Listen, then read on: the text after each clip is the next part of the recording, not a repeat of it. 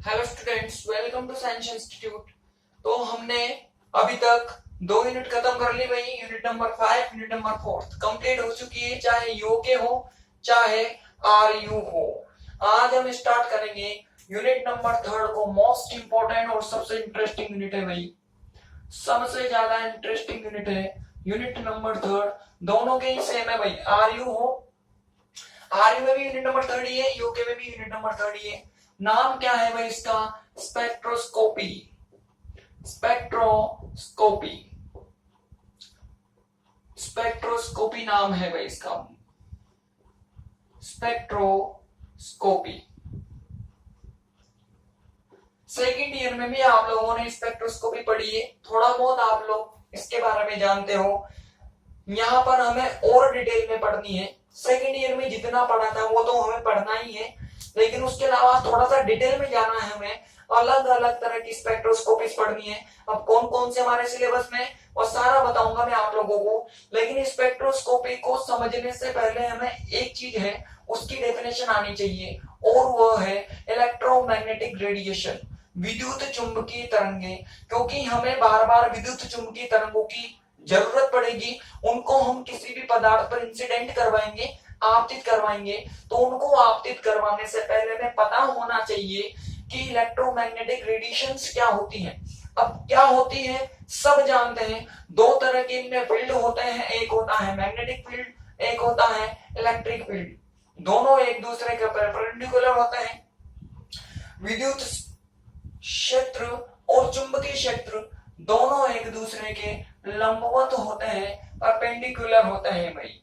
तो हम सबसे पहले पढ़ेंगे विद्युत चुंबकीय तरंग। थोड़ी बहुत जानकारी लिखेंगे, वही जानकारी लिखेंगे जो हमें पहले से पता है। Electromagnetic radiation, electromagnetic radiation.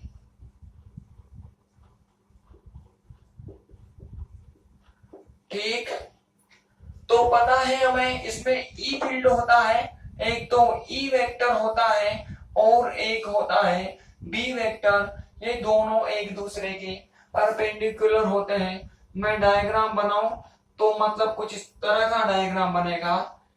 ये हो जाएगा एक्स एक्सिस, ये हो जाएगा वाई एक्सिस, और ये हो जाएगा जेड एक्सिस। ठीक है, माना कि तरंग जो है वो एक्स अक्ष की दिशा में आगे बढ़ रही है, मतलब उसकी जो प्रोपेगेशन की डायरेक्शन है वो एक्स है। तो मैंने y की दिशा में मान लिया E को, और z की जो डायरेक्शन होगी उसमें b हो जाएगा। मतलब ये जो y है, माना कि समझना, ये x, ये y, ये x, ये y और ये z। ठीक है ना? तो इधर की तरफ तो वो आगे जा रही है, वेव आगे की तरफ बढ़ रही है। इस वाले जो ये वाला जो प्लेन है, वाई प्लेन, इसमें इलेक्ट्रिक फील्ड कंपन कर रहा है, विद्युत क्षेत्र वाइब्रेट कर रहा है इसके अंदर। और जो ये वाला प्लेन होगा, इस वाले प्लेन में मैग्नेटिक फील्ड वाइब्रेट करेगा, मतलब इसमें उस मैग्नेटिक फील्ड की डायरेक्शन होगी। ये पता है? अब ये ऐसा है और ये ऐसा है, तो दोनों एक दूसरे के कैसे होंगे? परपेंडिकुलर, मतलब लंबवत होंगे। जानते हो आप ये सब कुछ तो, लेकिन फिर भी मैं बता रहा हूं। तो माना कि इसके जो कंपन है वो कुछ इस प्रकार से है। किसके कंपन हो गए भाई? ये इलेक्ट्रिक फील्ड के कंपन हो गए, ये इलेक्ट्रिक फील्ड के इसमें है। मैग्नेटिक फील्ड को हमें इस वाले प्लेन में दिखाना है। ये जो प्लेन, ये जेड एक्सिस है, ये बिल्कुल ऐसे करके निकला हुआ है, तो इस वाले में होगा मैग्नेटिक फील्ड या चुंबकीय क्षेत्र। तो इसको दिखाने के लिए थोड़ा सा टेढ़ा कर दिया भाई मैंने।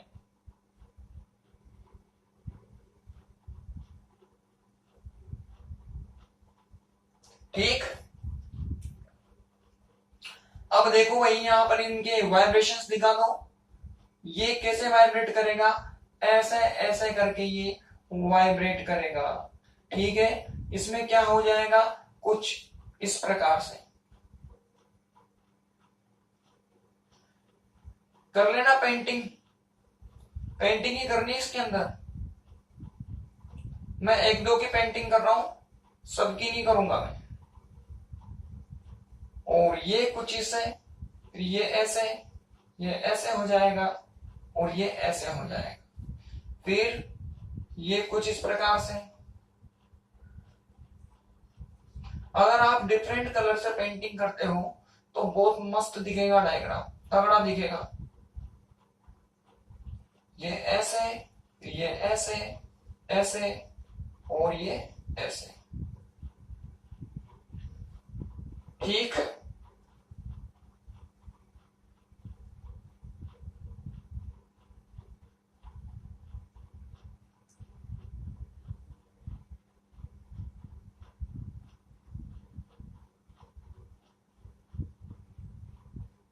तो ये वाला तो होगा भाई बी वेक्टर और ये वाला हो जाएगा ई वेक्टर। तो दोनों एक दूसरे के परपेंडिकुलर है और जिस दिशा में तरंग आगे बढ़ रही है ये उसके भी परपेंडिकुलर है, उसके भी लंबवत है। इस प्रकार की दिखाई देती है इलेक्ट्रोमैग्नेटिक वेव या इलेक्ट्रोमैग्नेटिक रेडिएशन, कुछ भी बोल दो, ठीक है। लिखो फटाफट से डेफिनेशन, जल्दी लिखो। विद्युत चुंबकीय तरंग में, विद्युत चुंबकीय तरंग में विद्युत क्षेत्र तथा चुंबकीय क्षेत्र, विद्युत क्षेत्र तथा चुंबकीय क्षेत्र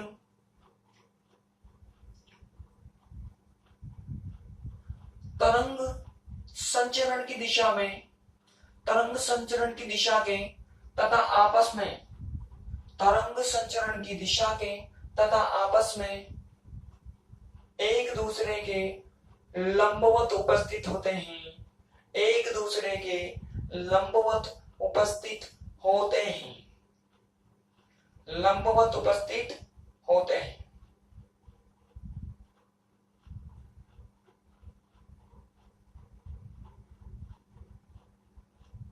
डायग्राम बनाओ फटाफट। In electromagnetic wave, in electromagnetic wave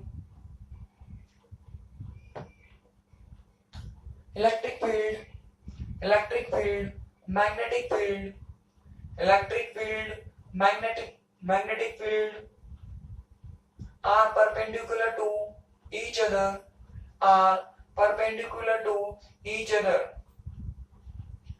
They also perpendicular, they also perpendicular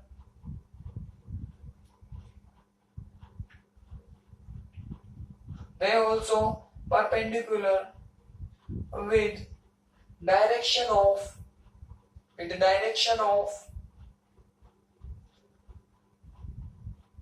wave propagation, direction of wave propagation, propagation। बनाइए डायग्राम, स्क्रीनशॉट लो, बनाते रहना बाद में, मैं मिटा रहा हूं भाई, जल्दी लो, जल्दी लो, ले लिया होगा अब तक आप लोगों ने। अब देखो इस इलेक्ट्रोमैग्नेटिक वेव में 8 रीजन होते हैं, टोटल 8 एरियाज होते हैं। हर एरियाज को मतलब हर एरियाज का अलग अलग नाम होता है, वो नाम मैं आप लोगों को बता देता हूं क्योंकि वो नाम हमारे लिए इंपॉर्टेंट है। तो ये इलेक्ट्रोमैग्नेटिक वेव थी, ये वेव थी, कौन सी वेव थी भाई, ये ईएम वेव थी हमारी। इसके टोटल 8 रीजन होते हैं, टोटल 8 क्षेत्र होते हैं इसके। क्या क्या होता है, सबसे पहले होता है कॉस्मिक, उसके बाद होता है गामा रे, उसके बाद में होता है एक्स रे, उसके बाद में यूवी, यूवी की फुल फॉर्म अल्ट्रावायलेट पराबैंगनी, फिर उसके बाद में होता है विजिबल, विजिबल का मतलब दृश्य, ठीक। फिर उसके बाद में आईआर, आईआर का मतलब इंफ्रारेड या अवरक्त, अवरक्त आईआर हो गया। आईआर के बाद में होता है माइक्रो वेव, माइक्रो को बोलते हैं सूक्ष्म, और पीछे तरंग, और लास्ट में होता है radio wave. Radio wave, radio तो रेडियो ही है, ठीक है। तो कौन कौन सा होगा भाई? Cosmic, X-ray, sorry gamma ray, X-ray, UV, visible, IR, micro, radio. ये जो विजिबल होता है वो भी 7 तरह की लाइट से मिलकर बना होता है, टोटल 7 प्रकाश से मिलकर बना होता है। सब जानते हैं उनको, आप लोगों ने 12th क्लास में पढ़ा भी होगा। कौन कौन से भाई? विबग्योर, विबग्योर, ठीक। इसमें वी का मतलब वॉयलेट, आई का मतलब इंडिगो, बी का मतलब blue, G for green, Y for yellow, O for orange, R for red, ठीक है।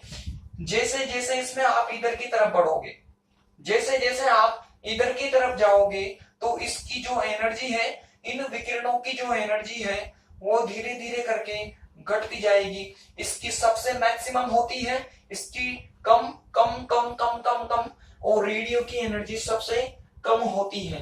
तो एनर्जी तो घटेगी। अगर एनर्जी घटेगी तो इनकी जो फ्रीक्वेंसी होगी या आवृत्ति होगी, उस आवृत्ति का मान भी घटेगा। आई बात समझ में? आवृत्ति घटेगी तो अगर मैं वेव नंबर पर बात करूं, तरंग संख्या पर बात करूं, जिसको न्यू बार से रिप्रेजेंट करते हैं, वह न्यू बार भी घटेगी, क्योंकि एनर्जी इस फ्रीक्वेंसी के और वेव नंबर के, आवृत्ति और तरंग संख्या के व्युत्क्रमानुपाती होती है। और मैं लेमड़ा की बात करूं तो ई के लेमड़ा व्युत्क्रमानुपाती होता है, सॉरी ये ई इन दोनों के समानुपाती होती है, और ये ई इस लेमड़ा के व्युत्क्रमानुपाती होती है, इनवर्सली प्रोपोर्शनल होती है।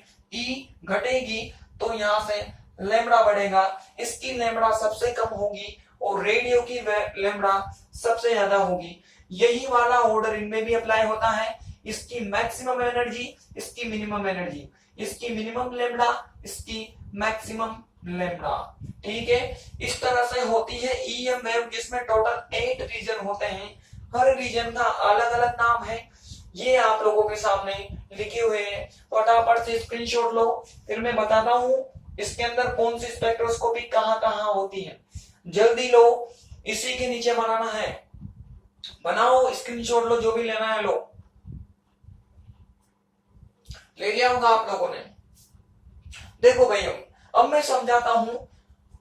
जब भी आप पदार्थ पर इन विकिरणों को गिराओगे तो अलग अलग तरह की स्पेक्ट्रोस्कोपी होगी, डिफरेंट टाइप ऑफ स्पेक्ट्रोस्कोपी होगी। अब स्पेक्ट्रोस्कोपी क्या होती है वो मैं समझाऊंगा, लेकिन पहले मैं बता दूं कौन कौन से टाइप की होती है, किस एरिया में कौन सी स्पेक्ट्रोस्कोपी होती है, ये मैं आप लोगों को पहले समझा देता हूं भाई।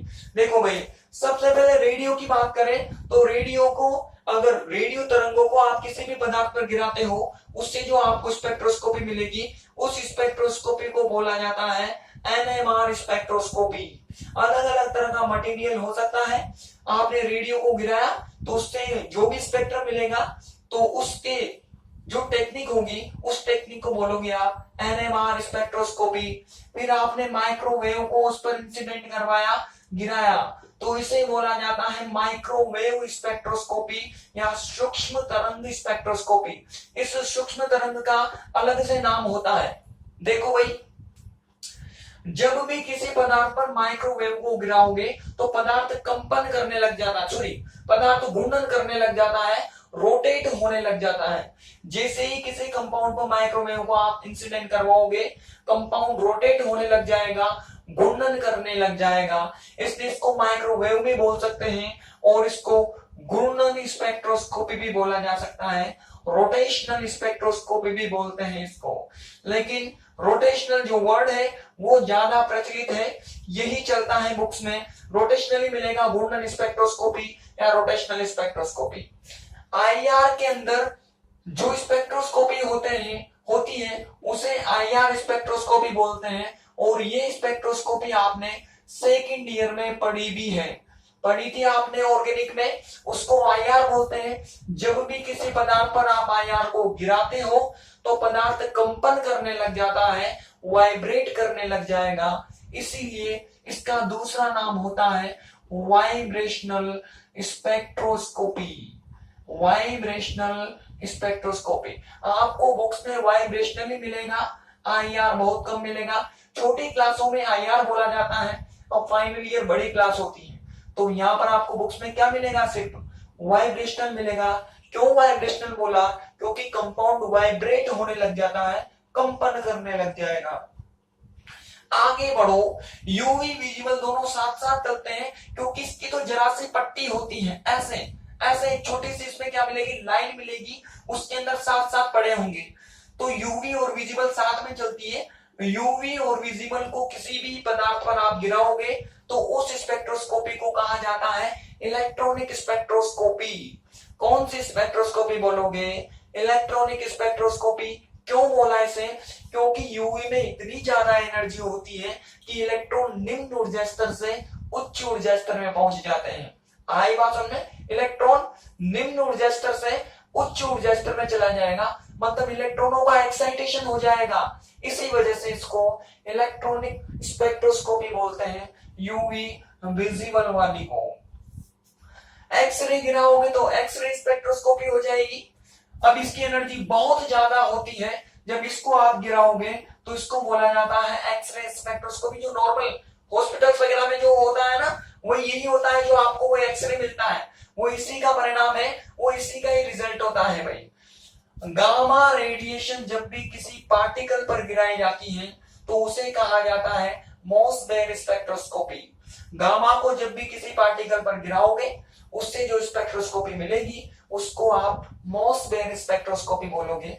मतलब हर एरिया में अलग तरह की स्पेक्ट्रोस्कोपी आपको नजर आएगी।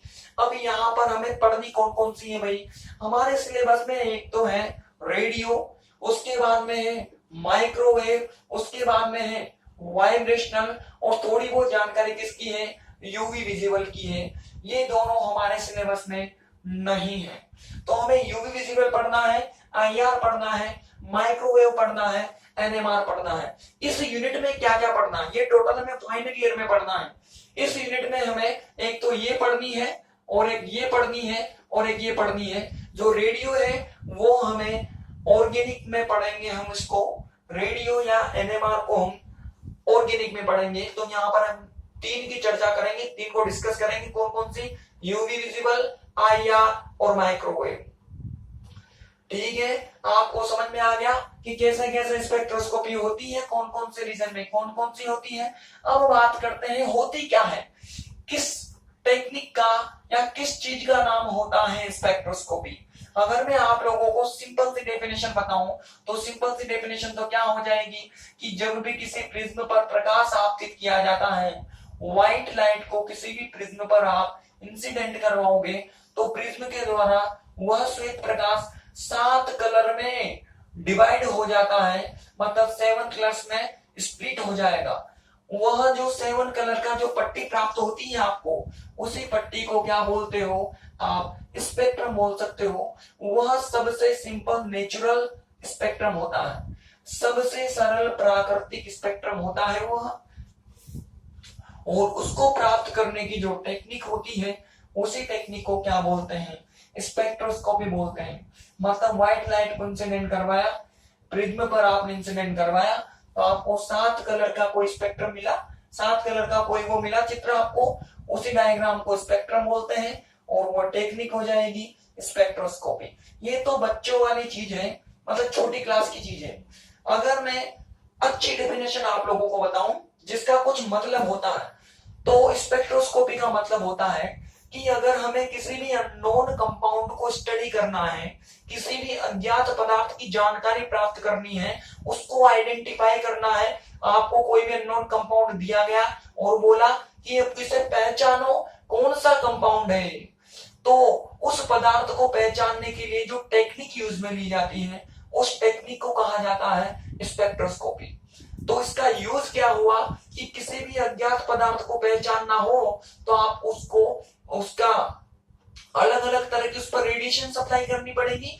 हर रेडिएशन अलग अलग तरह की इंफॉर्मेशन हमें देगी, डिफरेंट डिफरेंट तरह की हमें नॉलेज देगी। उन सारी नॉलेज को हम जब मिलाएंगे, शामिल करेंगे, तो हम उस पदार्थ को पहचान सकते हैं, आइडेंटिफाई कर सकते हैं। तो किसी भी अननोन कंपाउंड को आइडेंटिफाई करने के लिए स्पेक्ट्रोस्कोपी की जाती है। आई बात समझ में? डेफिनेशन भी आप इसी तरह से बना सकते हो, नॉर्मल डेफिनेशन बना दो वो स्पेक्ट्रम प्रिज्म वाली, या फिर ऐसी डेफिनेशन बना दो अच्छी सी स्टैंडर्ड डेफिनेशन क्या हो जाएगी, वह तकनीक जिसकी सहायता से अज्ञात पदार्थ की पहचान की जाती है उसी को कहा जाता है spectroscopy. The technique by which any unknown compound can be identified, that technique is called spectroscopy. और उसमें जो डायग्राम मिलता है हमें, उस डायग्राम को कहा जाता है स्पेक्ट्रम। ठीक है भाई, ये इसकी डेफिनेशन होगी। दोनों ही लिख लेंगे हम, प्रिज्म वाले भी लिख लेंगे और ये वाले भी लिख लेंगे। तो यूज अगर आप लोगों से कोई पूछे स्पेक्ट्रोस्कोपी का तो क्या बताओगे कि किसी भी पदार्थ को पहचानना हो, अननोन पदार्थ हो हमारे पास, उसे अगर आइडेंटिफाई करना हो तो हमें स्पेक्ट्रोस्कोपी करनी पड़ती है। एक, अब मैंने बहुत सारी स्पेक्ट्रोस्कोपी बताई है, एक करने से काम नहीं चलता है, एक करने से थोड़ी वो जानकारी मिलती है। जैसे जैसे वो आती जाएगी मैं आप लोगों को बताता जाऊंगा। भाई माइक्रोवेव किस तरह की नॉलेज देगी, आईआर कौन सी जानकारी देगी, एनएमआर में कौन सी जानकारी मिलेगी, यूवी में किस तरह की नॉलेज मिलेगी, हर तरह की स्पेक्ट्रोस्कोपी डिफरेंट डिफरेंट नॉलेज देगी। उन सब को मिलाओगे ना तब जाके आपको पदार्थ पहचान में आएगा कि ये अननोन कंपाउंड इस तरह का था या NaCl टाइप का था, KCl था, CaCl था, कौन सा था। सबको मिलाने के बाद तो लिखो इसके अंदर सारा का सारा बन गया होगा आप लोगों का डायग्राम पूरा का पूरा। अब देखो भाई अगला टॉपिक डालो स्पेक्ट्रम, स्पेक्ट्रम तथा स्पेक्ट्रोस्कोपी। टॉपिक डालो स्पेक्ट्रम तथा स्पेक्ट्रोस्कोपी। लिखो जब श्वेत प्रकाश को प्रिज्म पर आपतित करवाया जाता है, जब श्वेत प्रकाश को प्रिज्म पर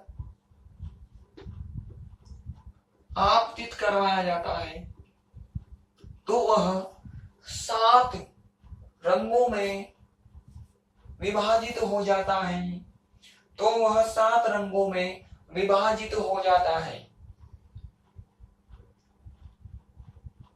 7 रंगों में विभाजित हो जाता है, इसे स्पेक्ट्रम कहते हैं तथा यह तकनीक स्पेक्ट्रोस्कोपी कहलाती है। इसे स्पेक्ट्रम कहते हैं तथा यह तकनीक स्पेक्ट्रोस्कोपी कहलाती है, स्पेक्ट्रोस्कोपी कहलाती है।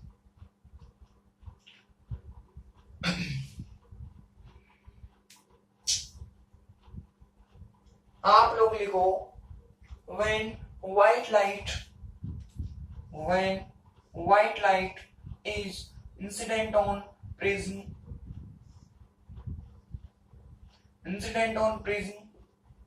then it split into 7 colors. It split into 7 colors.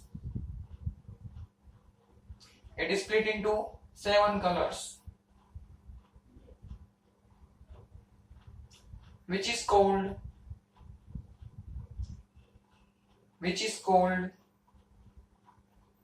spectrum, and this technique is called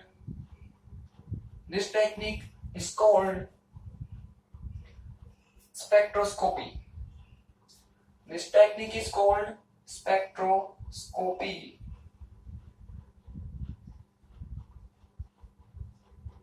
diagram बना लो भाई। श्वेत प्रकाश,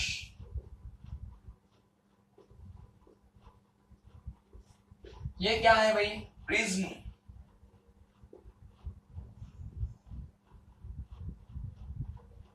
ठीक, बना लो फटाफट से, बना लो स्क्रीनशॉट लेके। अगली लाइन से लिखो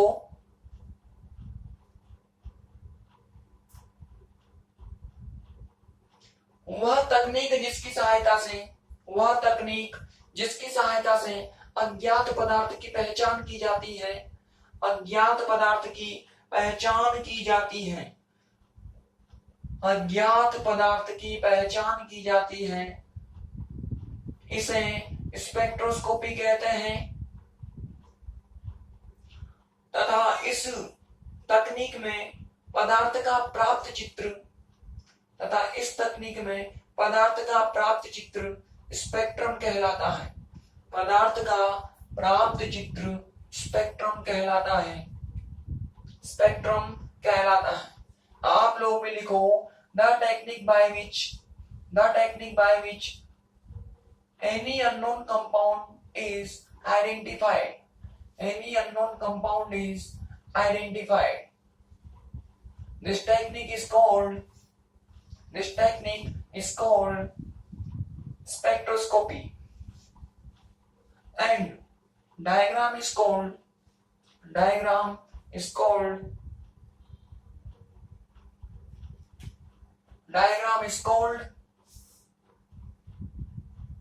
spectrum.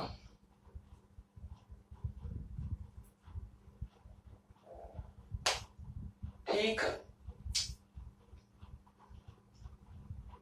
अगली लाइन से लिखो, स्पेक्ट्रम को निम्न भागों में वर्गीकृत किया जा सकता है। स्पेक्ट्रम को निम्न भागों में वर्गीकृत किया जा सकता है। Spectrum can be classified into following. Spectrum can be classified into following.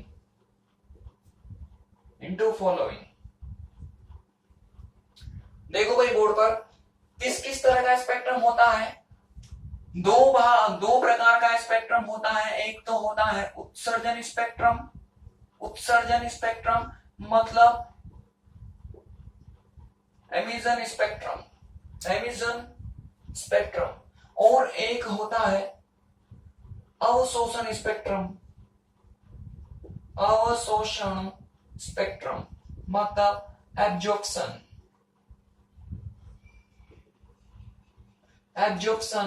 Spectrum. एक तो इमिशन और एक हो जाएगा एब्जॉर्प्शन स्पेक्ट्रम। ये जो एमिशन स्पेक्ट्रम होता है ये फर्दर दो प्रकार का होता है, फिर से दो प्रकार का होता है। एक तो होता है सतत का मतलब होता है कंटिन्यूअस, और एक होता है असतत का मतलब डिसकंटिन्यूअस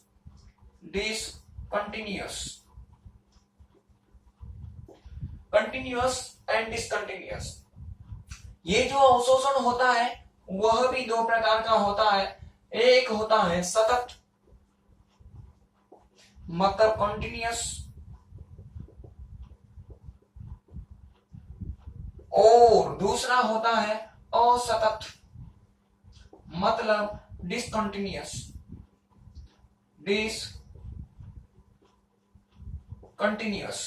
ठीक है, अब सतत तो सतत ही रहेगा, चलता जा रहा है। असतत वाला फर्दर टू टाइप का होता है।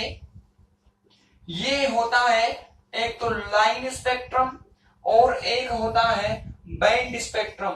मतलब असतत तो है, असतत का मतलब थोड़ा यहाँ पर, थोड़ा यहाँ पर, थोड़ा यहाँ पर, थोड़ा यहाँ पर, और सतत का मतलब लगातार ही हमें स्पेक्ट्रम मिलेगा, बिल्कुल लगातार पीक मिलेंगे हमें, ऐसा ऐसा करके लगातार पीक मिलेंगे। ऐसे बोर्ड में बनाऊं तो मतलब सतत में क्या होगा, ऐसे ऐसे ऐसे ऐसे करके लगातार पीक मिलेंगे, और असतत में क्या होगा, कुछ यहाँ मिले, कुछ यहाँ मिले, कुछ यहाँ मिले, कुछ यहाँ मिले, बीच में जगह छूट गई, ऐसा जो होता है वो डिसकंटिन्यूअस होता है, असतत होता है।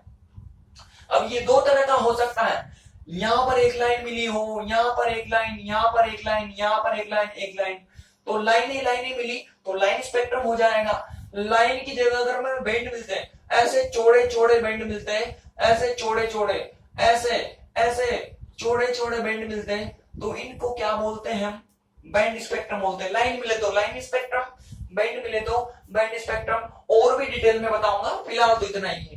ठीक है, जब मैं इनको डिटेल में पढ़ाऊंगा तो और अच्छे से बताऊंगा। फिलहाल तो मैं समझाने के लिए बता रहा हूँ आप लोगों को कि लाइन मिले तो लाइन, बैंड मिले तो बैंड। बैंड का मतलब चौड़े, सतत छोड़ कर। तो ये हो जाएगा लाइन स्पेक्ट्रम और ये हो जाएगा बैंड स्पेक्ट्रम, बैंड। ठीक, इसी तरह से सतत का तो मतलब वही है, लगातारी। और यहां भी ये कितने प्रकार का हो जाएगा भाई, दो प्रकार का हो जाएगा, एक तो लाइन मतलब लाइन, और एक हो जाएगा बैंड।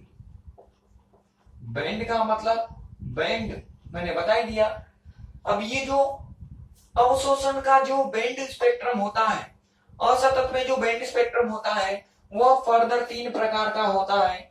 यह वापस से कितने प्रकार का होगा भाई, 3 प्रकार का होगा, 3 टाइप्स का होगा। मेरे ख्याल से दिख रहा होगा आप लोगों को, थोड़ा सा मैं ऊपर लिख देता हूं, है ना, हो सकता है नहीं दिख रहा हो।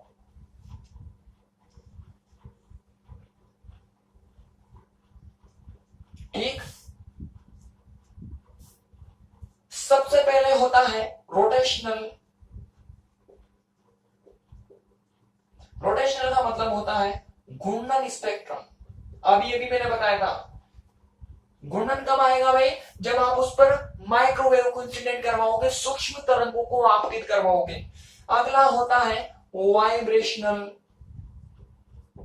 वाइब्रेशनल, वाइब्रेशन का मतलब क्या होता है भाई, कंपन स्पेक्ट्रम, कंपन स्पेक्ट्रम। ठीक, और सबसे लास्ट वाला होता है electronic spectrum. Electronic, electronic spectrum, electronic का मतलब तो हिंदी में भी क्या होगा, इलेक्ट्रॉनिक ही होगा। ठीक है, तो क्या है भाई, सतत 2 टाइप का था, लाइन में और बैंड में। लाइन तो केवल कुछ नहीं होता, लाइन तो लाइन ही है। जो बैंड है वो फर्दर 3 टाइप का होता है, रोटेशनल मतलब घूर्णन, वाइब्रेशनल मतलब कंपन, और इलेक्ट्रॉनिक का मतलब इलेक्ट्रॉनिक। इस प्रकार का स्पेक्ट्रम होता है। सबसे बड़े जो होते हैं वो अवशोषण और उत्सर्जन स्पेक्ट्रम होते हैं भाई। ठीक है, फटाफट से स्क्रीनशॉट लो और बनाओ इसे, जल्दी स्क्रीनशॉट लो भाई, जल्दी लो, जल्दी लो, बनाओ और जल्दी से।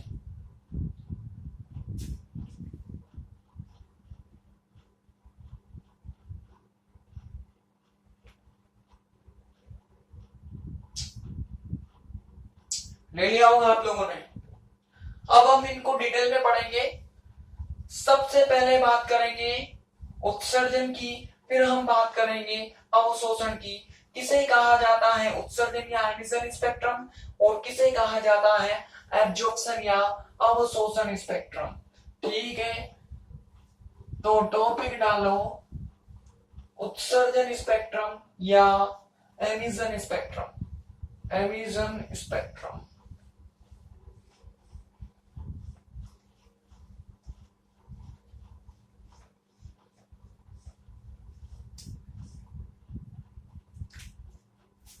नंबर 1 उत्सर्जन, उत्सर्जन स्पेक्ट्रम।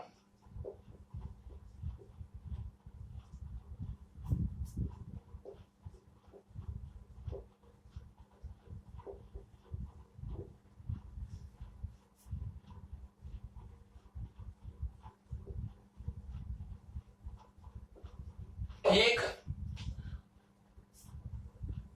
होता क्या है भाई इसमें, माना कि ये कोई पदार्थ है, इस पदार्थ पर मैंने विकिरणों को आपतित करवाया। कौन सी रेडिएशन से भाई, ईएम वेव को मैंने इस पर इंसिडेंट करवाया, ईएम वेव को मैंने इस पर आपतित करवा दिया। आपतित करवाया, होगा क्या भाई, जितनी भी रेडिएशंस को आप इंसिडेंट करवाओगे, आपतित करवाओगे, उसमें से कुछ को यह ग्रहण कर लेगा, उसको यह अब्सॉर्ब कर लेगा। अच्छा, उत्सर्जन है क्या, पहले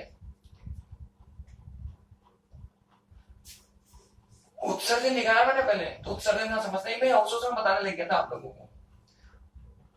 देखो उत्सर्जन का मतलब क्या होता है, ये माना कि कोई भी पदार्थ था हमारे पास, ठीक, इस पदार्थ को आपको नीचे की तरफ से गर्म करना है, यहां से इसको हीट करोगे, गर्म करोगे, गर्म करोगे, एक टाइम ऐसा आएगा कि गर्म होने लग जाएगा।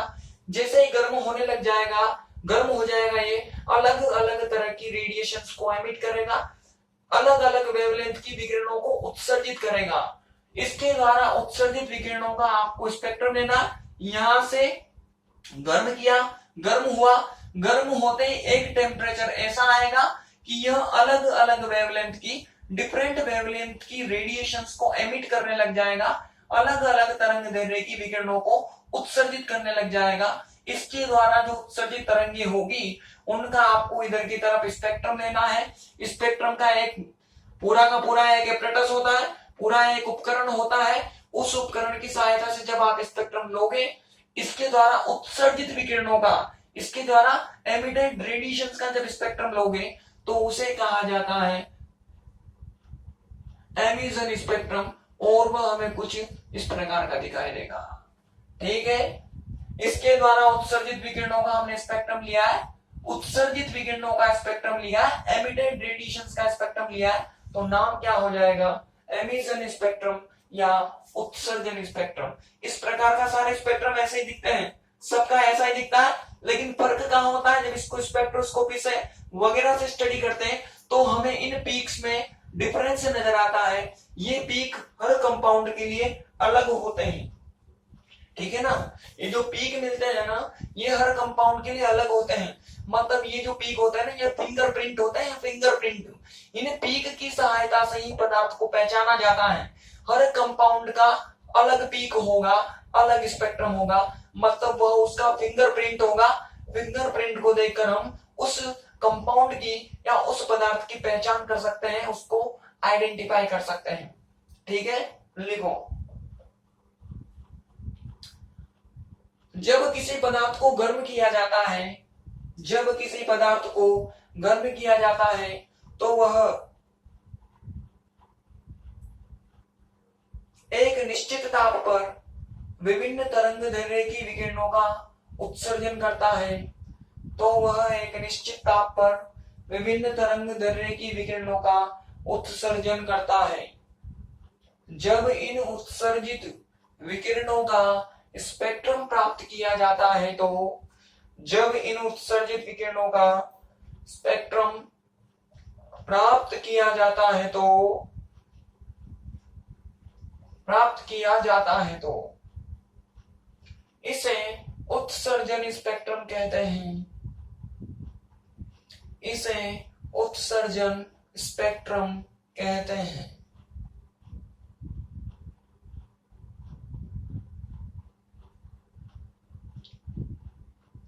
उत्सर्जन स्पेक्ट्रम कहते हैं। इस स्पेक्ट्रम में चमकीले बैंड प्राप्त होते हैं। इस स्पेक्ट्रम में चमकीले बैंड प्राप्त होते हैं। जो बीच बीच में मैंने बैंड बना के बताया ना आप लोगों को, वो चमकीले होंगे, वहां से लाइट एमिट होती रहेगी तो चमकीले बैंड मिलेंगे। यहाँ पर चमक, यहाँ पर चमक, यहाँ पर चमक, यहाँ पर चमक, ऐसे ही आपको शाइन मिलेगी इन इसके अंदर, उत्सर्जन स्पेक्ट्रम के अंदर। डायग्राम बनाओ, लिखो आप लोग। when any compound is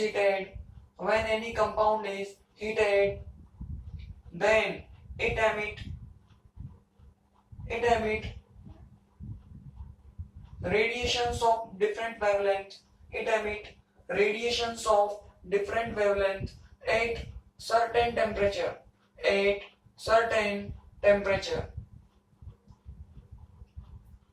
Spectrum of these radiations is called emission spectrum. Emission spectrum. In this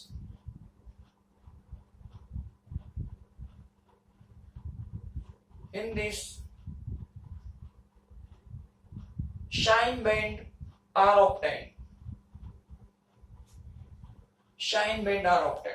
बनाइए, डायग्राम बना लो इस तरह से। कल हम बात करेंगे अवशोषण स्पेक्ट्रम की या एब्जॉर्प्शन स्पेक्ट्रम की, ठीक। और उसके फर्दर टाइम भी देंगे कि लाइन स्पेक्ट्रम क्या होता है, बैंड स्पेक्ट्रम क्या होता है, और उसके भी फर्दर टाइप थे, इलेक्ट्रॉनिक स्पेक्ट्रम, रोटेशनल स्पेक्ट्रम और वाइब्रेशनल स्पेक्ट्रम। उन सबको हम कल देखेंगे। और कल एक मोस्ट इंपॉर्टेंट नियम या उस नियम में आने वाले क्वेश्चन पढ़ेंगे जो सीधे एग्जाम में पूछी जाती है, हाफ मार्क में या 1 मार्क में। ठीक है, इस लेक्चर में आप लोगों को जो भी दिक्कत हो, जो भी समस्या हो, आप मुझे कमेंट कर सकते हैं भाई, व्हाट्सएप कर सकते हैं, टेलीग्राम कर सकते हैं। ठीक है, कल मिलते हैं।